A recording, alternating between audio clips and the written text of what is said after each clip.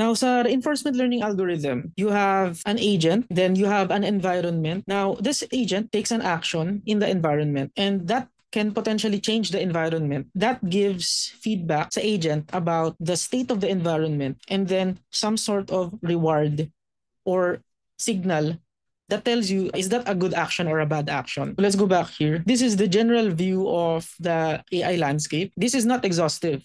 We just want to focus on machine learning, and then inside that, supervised learning and reinforcement learning. Ito mga to, hindi sila necessarily mutually exclusive. Pwede sila mag-overlap. Supervised learning, for example, it's more of tackling perception problems. Pwede mo siyang gamitin to perceive things for reinforcement learning. Yung general framework ng mga ganyan is meron siya nung perception module. As meron siyang RL module. Yung perception module, ang ginagawa niya is kino-convert niya yung raw data, let's say images, into a representation Z, which is, it's a vector representation, meaning it's just a sequence of numbers. So pwede siyang 0.1, 0.2, negative 5, 1.2, something like that. And that representation is meaningful, internal to the agent. So ibig sabihin, this image is equivalent to that representation. And ganito yung framework.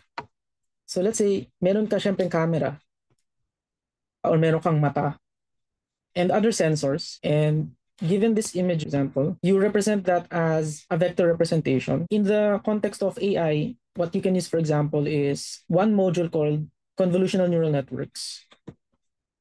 Perception module. Perception kasi it's used to perceive things and then represent that perception as a vector representation. So this vector representation is also called latent vector, or it's also called hidden variable or latent representation. Ngayon, this vector maps to the image.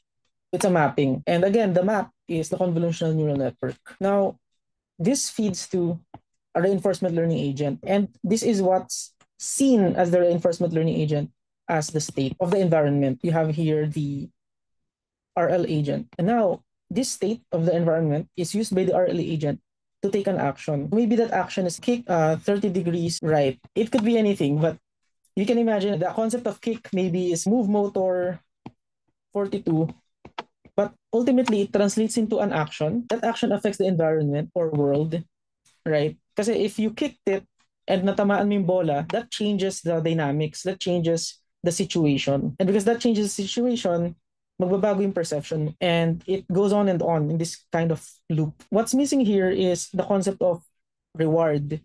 Are you doing the right thing or not? So aside from the state, meron ka ring feedback ng reward such that you have an idea that you're doing the right thing or not. And again, yung framework is you have an agent, you have an environment, and you have an action, then you have the state after taking the action, and then you have the reward. Now, the agent is also called policy, and you can think of the intuition why you can call it policy. Ano ba yung definition of policy? Di ba may term pa parang honesty is the best policy? So pag sabi honesty is the best policy, parang you just have to be honest all the time. In the presence of many possible options, you pick honesty. So if you're the AI agent, your policy is to always pick honesty. So ito yung definition of a policy, according kay Google. It's a course or principle of action adopted or proposed by a government, party, business, or individual.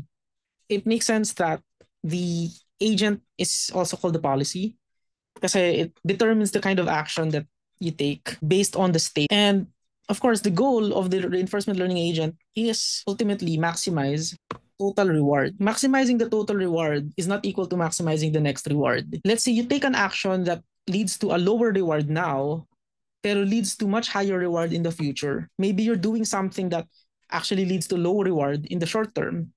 Pero because of the actions that you take, eventually, maglilid ka to high rewards in the longer term. In fact, if you're familiar with the marshmallow test, may variations kasi yung marshmallow test na bibigyan kita ng marshmallow na nasa harap mo, wag mo kainin. Tapos pag hindi mo siya kinain, magkakaroon ka ng 2 marshmallows. Madodoble yung marshmallows mo. Yung iba, hindi nila ma-resist yung temptation, kinakain nila agad.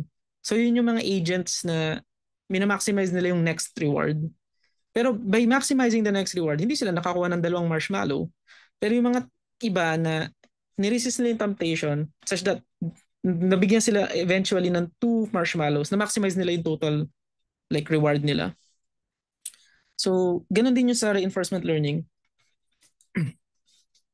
You want agents that maximize total reward and coming up with strategies na will maximize that reward.